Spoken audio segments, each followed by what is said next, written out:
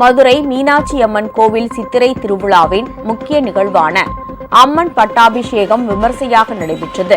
உலக புகழ்பெற்ற மதுரை மீனாட்சி சுந்தரேஸ்வரர் கோவிலின் சித்திரை திருவிழா கடந்த 12ஆம் தேதி கொடியேற்றத்துடன் தொடங்கி நடைபெற்று வருகிறது.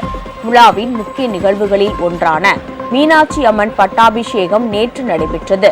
முன்னதாக சிறப்பு அலங்காரத்தில் எழுந்தருளிய மீனாட்சி அம்மனுக்கு பூஜைகள் நடத்தப்பட்டு ராயர் கிரீடம் அணிவிக்கப்பட்டது. பின்னர் சிறப்பு தீபாராதனை நடத்தப்பட்டது. பட்டாபிஷேகத்தை முன்னிட்டு கோவில் அறங்காவலர் குழு தலைவர் ருக்மணி பழனிவேல் ராஜன் செங்கோலை சமர்ப்பித்தார். பட்டாபிஷேகம் தொடங்கிய நாள் முதல் ஆடி மாதம் வரை மதுரையில் மீனாட்சி அம்மனின் ஆட்சி நடைபெறுவது ஐதீகம் என்பது குறிப்பிடத்தக்கது.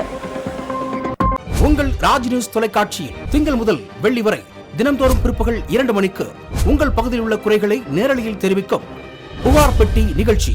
பங்கு பெறுங்கள், பயனடையுங்கள், காணத் தவறாதீர்கள்.